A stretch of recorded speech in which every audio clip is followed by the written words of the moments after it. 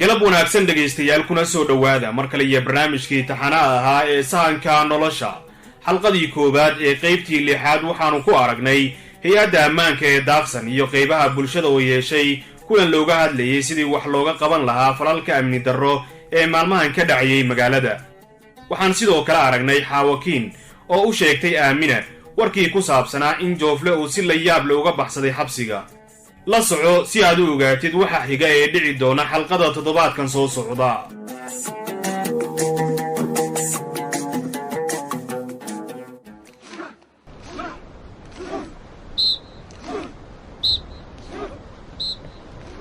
ciidanka saaka waa u diyaar howlahoodii caadiga ahaa taliye. waa mahadsantihiin dhammaan ciidanka ilaalada xeebaha cid waliba hawsheeda way garanaysaa. roondadii aan ku samaynay daaqsan iyo nawaaxigeeda sidii ayuu noogu soconayaa. askari walba hawshiisa ha qabsado, xeebahana aad indhaha loogu hayo. may garateen? soomaalidu waxay horey ugu maahmaaday nin lagu seexdo u ha seexan.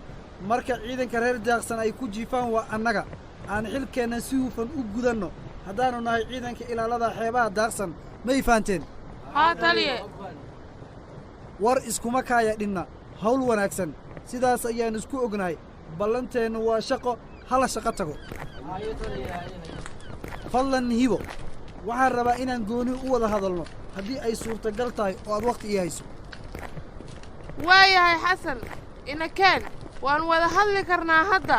wax hawla ma hayo, wakhtina waan haystaa dabcan.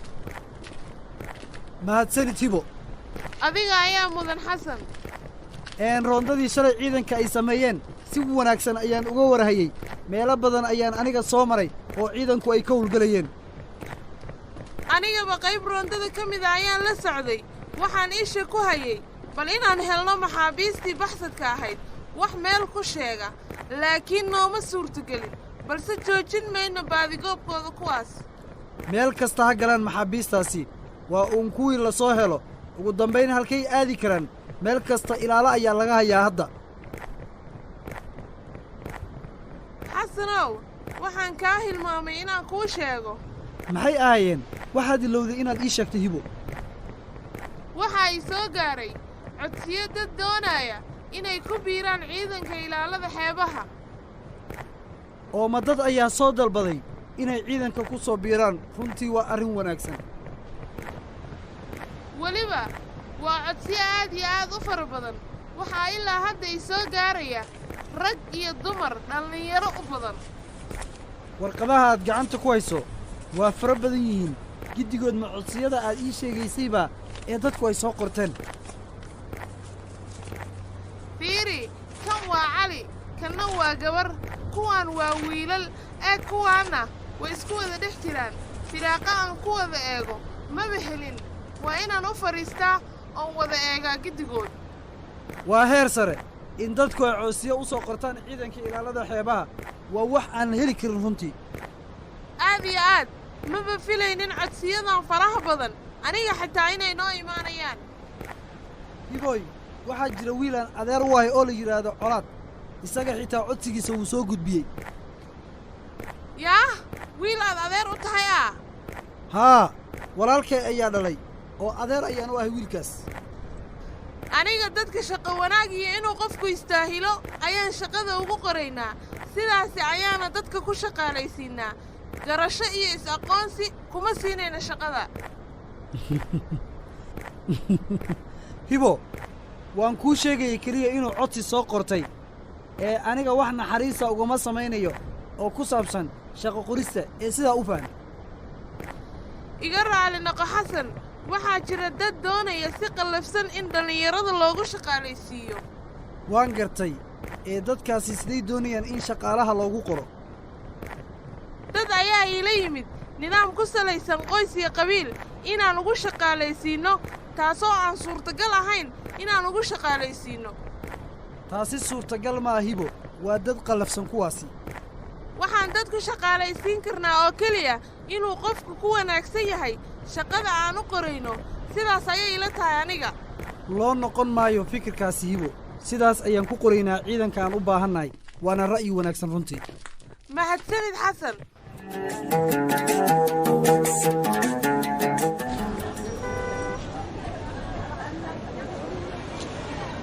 baskay ka imaanaya carracad waa kan soo socda xaawakiinay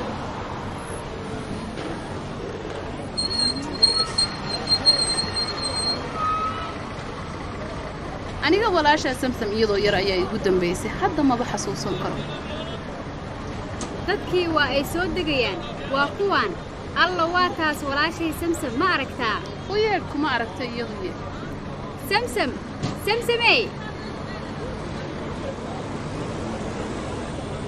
alla abbaayo aamino abbaayo see tahay samsam may xasuusataa aniga adigoo yar ayaa igu kaa dambaysay xaawakiin soo ma tihid adiga si fiican aan kuu garanaya adiga maasha allah waa iga maskax fiicantay samsamey samsamey abbaayo macaan hooyo iiga warran xaaladdeeda siday tahay abbaayo hooyo way fiican tahay dib may qabin aaday u ladneed nabaddeeda nakeena waan baxaynaa guriga ayaan aadaynaa halkan ayaan maraynaa ee soo baxa xaawakiin iyo samsam waayahay abbaayo reer caracad oo dhan adiga ayay kaa walwalsanaayeen oo way kula xanuunsanayeen dhibaatada ku soo gaartay maadaama wiilkaagii uu geeriyooday haddana waxay sii maqleen oo ay ka sii naxeen joofla inuu xabsiga ka baxsaday aad ayay kaaga walwalsanaayeen kulligood reer caracad oo dhan way ku soo salaamayeen abbaayo nagu wada salaan ayay yidhaahdeen dadkii oo dhan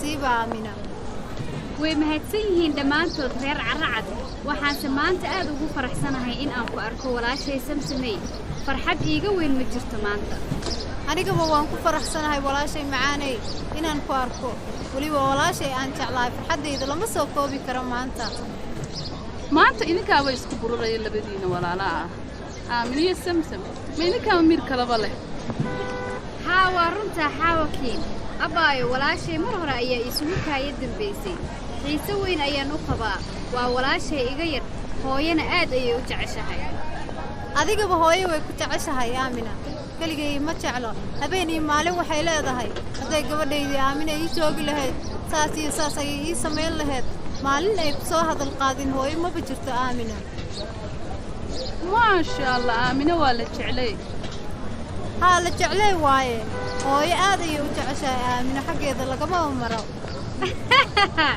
waa runtaa walaashay waa inaan boorsooyinka kala qaybsannaa aamina adiga tan qaad anigana labadan ayaan qaadaya mahadsanid xaawakiin waa caadi abbaayo samsamey xaawakiinay aan wax kuu sheego ii sheeg aamina hooyaday waxa ay raadinaysaa nin ay ku darto gabadheeda samsam oo ay doonaysaa inay u aroosiso waa fikir wanaagsan hooyadaa waa hooyo fariid ah war aniga baddaas kuma jiro hadda guur diyaar uma ihi aniga aadaan u yarahay ma ogidiin miyaa 20 sano oo keliyahaan jiraa oo haddaad 20 jir tahayna soo guur ma aadan gaarin samsamey waxaan doonayaa inaan shaqaysto nin iyo howlihiisa uma soo jeedo aniga haddeer waayo abbaayo haddana shaqo inaan helo ayaan doonayaa oo keliya waana raadsanayaa welina waan yarahay taas ugo walaasheeyay waa gabadh fariida samsa maasha allah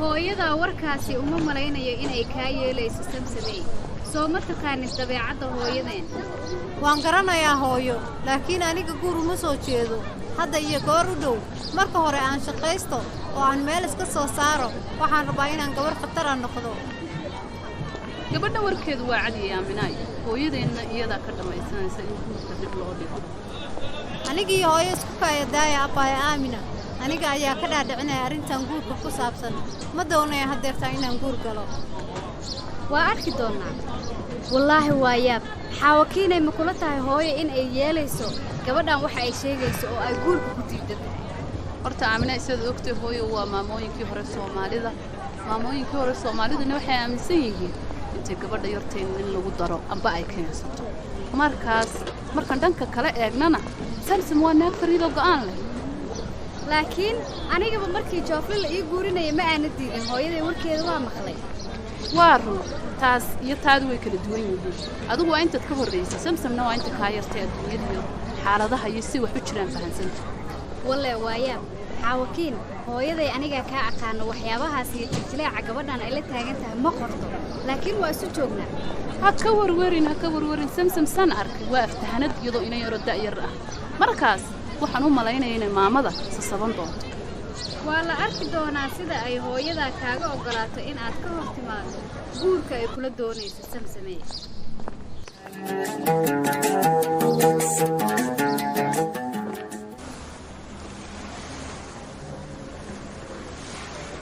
wartimajilow saaxiib wax badan waa lagugu magacaabay madaxa burcadbadeedka laakiin hadda taas waa la isaga daba yimid baxar baa lagu jiraa baxar baa lagu jiraa baan ku maxay taaniyo waxaad ka hadlayso mooga aniga magac ayaa ii baxay oo ah madaxa burcadbadeedda yaa magacayga wax u dhimi kara saaxiib macane maxaa kugu dhacay maxaa sigaa rodan walaac badan baan qabaa saaxiib raggii xabsiga ka baxsaday inay yacni caqabad lagu noqdaan oo ay kashifaad iyo balaayo bad nuucaasna geliyaan ayaan ka cabsanayaa saas darteed walwal baan qabaa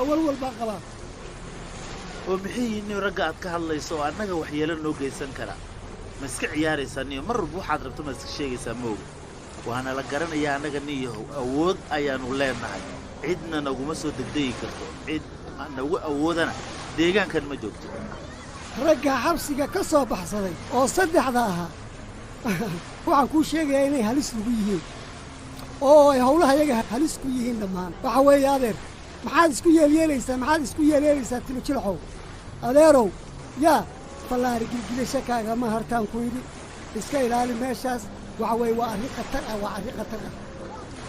war niyahow idhegaysa niyahow waxa aad sheegaysid aniga runtii igama dhaadhacayaan wax ay naga qaadayaan raggaasna ma jiraan maxay yihiin kuwaas aad noo xayeysiinayso oo aad nooga dhigayso dad awood leh magaaladan annagaa ugu awood badan waxna nagama qaadayaan saaxiib raggaan lama yaraysto lama dhayarsado may fahamto waxaan kugula hadlayo waa inaan tashannaa timajilxo waa inaan tashannaa xanaaq waxba kuu tari maayo ma garatay waa inaan isu nimaannaa waa inaan ka hor tagnaa inta aynan la soo gaarin dhibaatadaasi soomaaliyu waxay ku mahmaadaan oo waxay horay u tiri biyo intaanay ku soo gaarin baa layska moosaa waa ku baryayaa waa kula talinayaa arrinta tal waxay leedahay cawaaqif unbay nagu yeelan doontaa aan ka hor tagno waa ku baryayaayo fadlan saaxiib kuwaas biyo u kaban mayna annaga waxbana ha ka walwalin adiga aad ayaa runtii lagaaga dareemaya oo baqdinkaaga muuqataa moogow waxaan moodaya sidaa inaad markaasi ka geesisan tahay waa ku sidee saaxiib waxaa habboon inaad fakartid marka xaaladdu sidaan oo kale ay tahay dhacdo ama dhibaatadan oo kale ay timaado waa inaan ka tashanno inta aan nala ku imaanin ma garatay saaxiib oo aadan isdhiibin waayo rag waaweyn ayaannu nahay oo magaalada laga yaqaan oo caan ah oo magac ku leh warniyaho moogow maxaad ka wadda aniga kuma aanan fahmin hadalkaaga si fiican kumaanan fahmin waxaan jeclahay warka in la ii faahfaahiyo ee bal hadalka ii jilay waxaan kuu sheegayaa in weerarkii fashilmay annaga ciidamadu in gaara nagu ilaaliyaan oo in gaara nagu hayaan sababtoo ah wayna bar garanayaan waanana yaqaaniin waxaan ka baqayaa inay bartilmaameed naga dhigtaan maadaama aan nahay dad la garanayo la yaqaano magaalada magac ku leh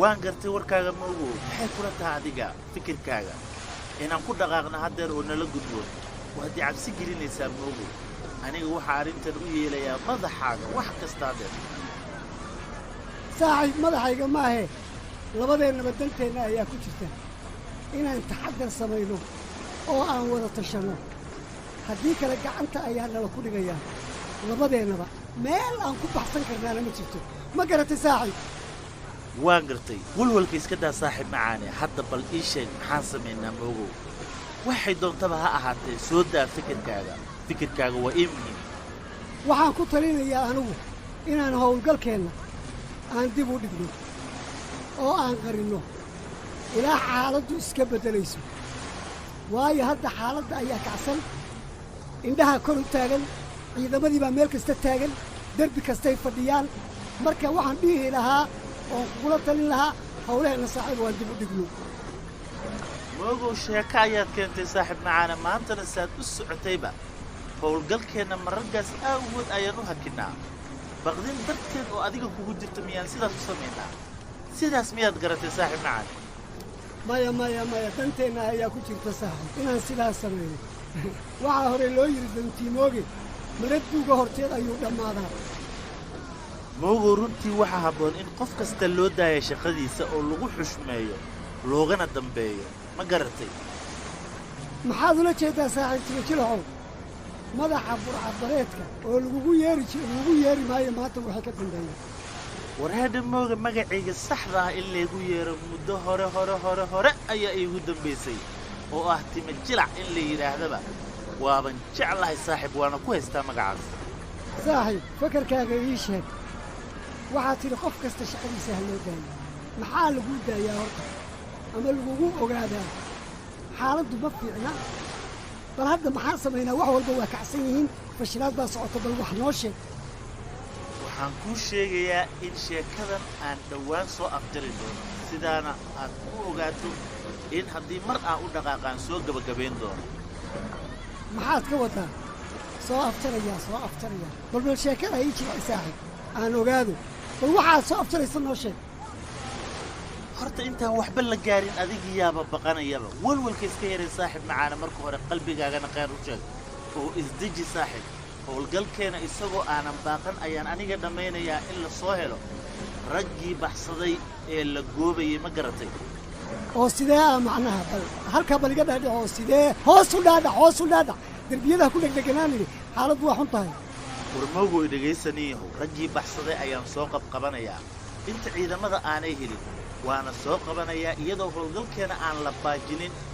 maxaa kugu dhacay saaxiib macaane caadi iska dhig xitaa walaaca kaa muuqdo inta ciidamadu aanay helin maxaabiista baxsadka ah miyaad soo qabanaysaa kadibna ciidamada ayaad u dhiibaysaa moogoy maxay tahay niyow qalbi carruurnimada intaa inaad ka caqli badan tahay ayaan moodaya aniga waa ku siday saaxiib macaane maxaa kaa siya maanta jiljileec zaa'ida ayaa lagaa dareemayaa oo aad iila timid anigana maxaad sidaas ii leedahay saaxiib aniga maanta caadi maaha walwalkaas ayaa i haysta iyo sidii aan isaga caabin lahayn raggaas baxsadka ah marka aan soo qabto ciidankiinaa u dhiibayo maad u malaysaa ciidanka uma dhiibayee waan dilayaa saaxiib macaan hadalkana meeshaas ayuu ku xidhan yahay aniga ayaa soo afjaraya ma garatay yaa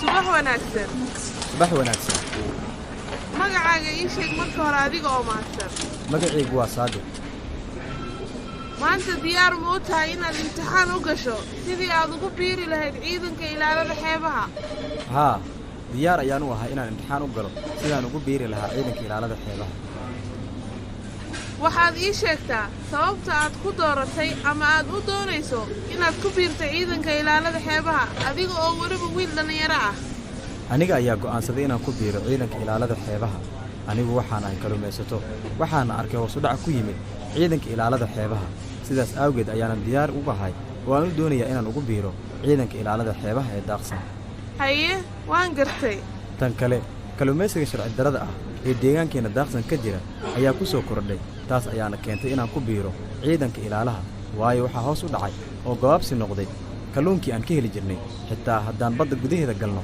hadda waxba ma soo helno taasaa keentay marka in aan go'aano ku gaaro inaan ku biiro ciidanka ilaalada xeebaha aad iyo aad ayaan kuu fahmay saabil haye arrinta kalluumaysiga sharci darrada ah waxay kor u qaaday qiimihii lagu iibsan jiray kalluunka deegaanka daaqsan marka ma jirto qof suuqley ah oo iga iibsanaya kalluunka aan ka soo qabto dhibaatadaas ayaana keentay inaan ku biiro ciidanka ilaalada xeebaha ee daaqsan waan gartay haye ee baddeenna ilaalinteeda qof kasta oo muwaadin ah oo reer daaqsan ah ayay mas-uuliyad ka saaran tahay sida aan anigu qabo iyo dad ila mid ah oo sida wanaagsan u fikiraya waan gartay waxaan go'aansaday anigoo xil iska saaraya ilaalinta xeebaha inaan ciidamada ilaalada xeebaha aan ku soo biiro si aan jiilasha soo koraya aan ugu badbaadiyo khayraadka badda waana waajib i saaran muwaadin kasta oo reer daaqsanna uu saaran yahay ma dad baa kugula teliyey inaad ciidanka ilaalada xeebaha ku soo biirto cidna igulama talin inaan ku biiro ciidanka ilaalada xeebaha.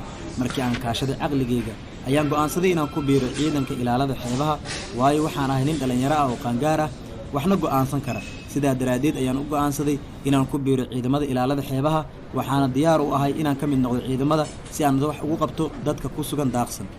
waan gartay goormay kugu dhalatay marka arrintan inaad samayso? markii aan arkay kalluumaysiga sharci darrada ah ee deegaanka daaqsan ayaan go'aansaday inaan ku biiro ciidamada ilaalada xeebaha waayo markii ay bilaabatay kalluumaysiga sharci darrada ah waxaa qiimo kor uu ku yimaaday ganacsigii kalluunka. sidaa daraaddeed waxaan rabaa inaan aniga baddeyda ilaashado si aan annaga ugu noolaano. insha allah waxaan rajayn doonaa inaad guulaysan doontid oo aad maaragtay ku soo bixi doontid howlahan ciidanka. howlihiisu howlo fudud ma aha, waa howl aad iyo aad u culus. waxaan rajaynayaa inaad dhabarka u ridan doonto ilaalinta deegaankeenna daaqsan insha allah. laakiin waxaan kaa ilaawo saabirow, waalidkaa ma ogyihiin inaad ku biirayso ciidanka ilaalada xeebaha?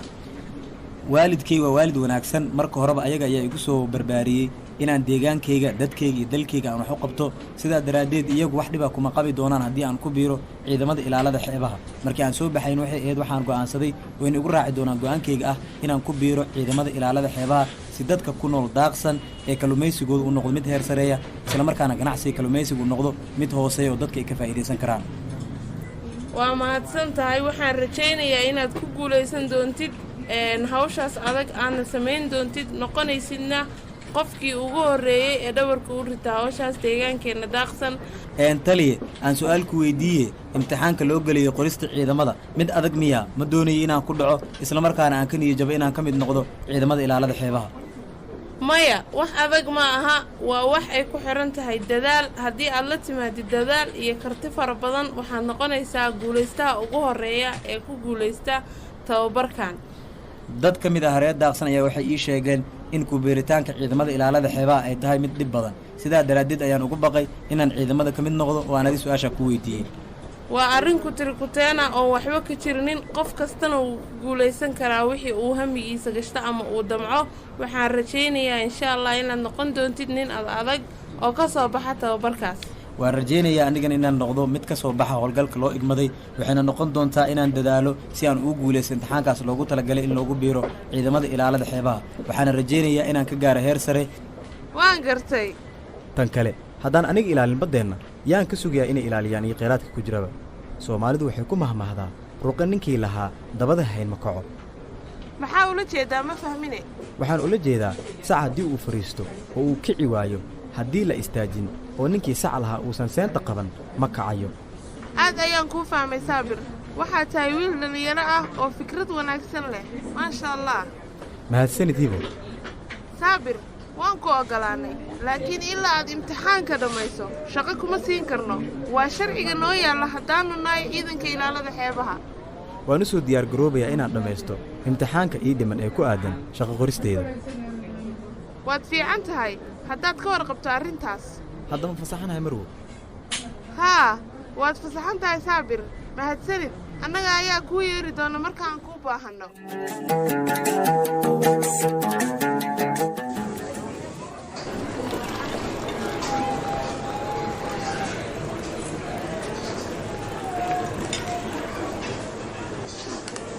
waryaa miiskaas laba shaac oo dalaba geey. kaale walaalow bal intay moo. walaalayaal maxaan idiin keenaa cunto iyo cabbitaan maxaad dalba laheedeen?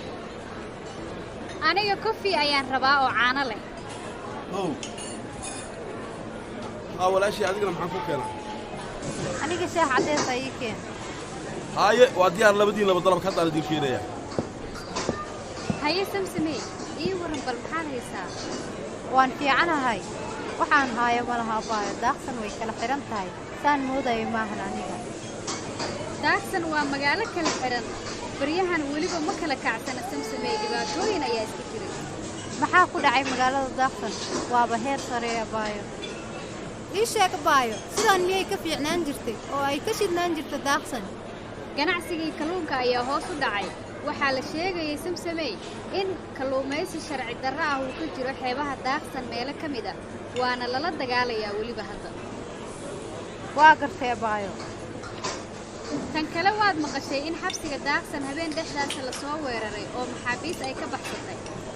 waan maqlay hooyo ayaa ii sheegtay xitaa waxaan maqlay in joofle uu xabsiga ka soo baxsaday.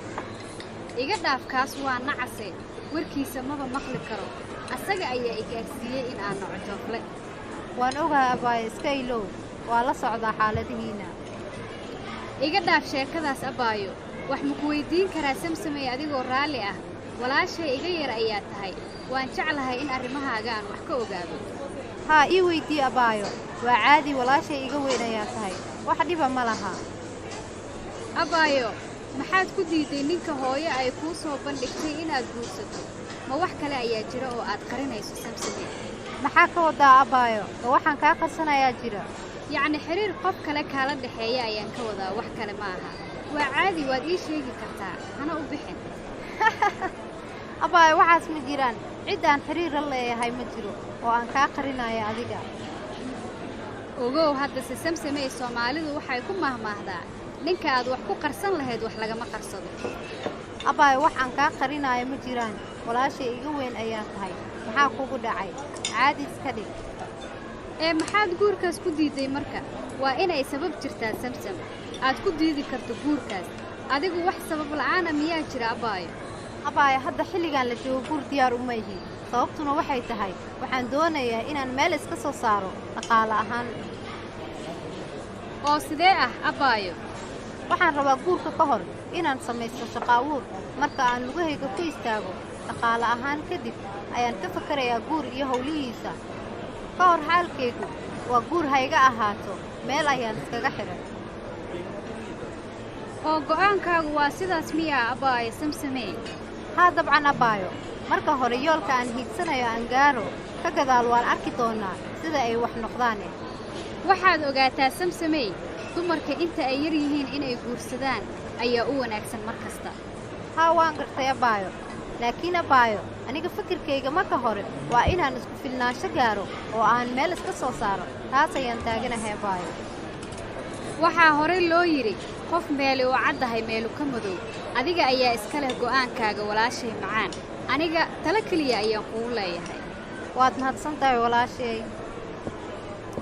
waan ku salaamay aamina. waan kaa qaadnay hiba soo dhowow.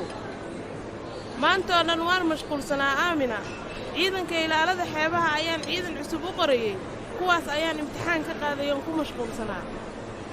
yaa waa yaab gabar ayaa ciidan qoranaysa ah tan waaba arrin cajiiba wayna xiise gelinaysaa. aamina waan daalanahay waan sii baxayaa aniga.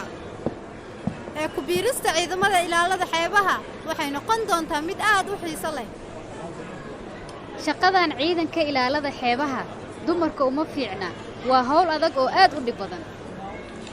adduunka hawl fudud ma jirto hawl kasta culeyskeeda iyo dhibaatadeeda ayay leedahay abaayo. waa run laakiin tani shaqo dumar u roon maaha waan kuu sheegay waa shaqo aan nasasho lahayn mar kasta mana sahlana shaqadaasi ogow abaayo samsamey.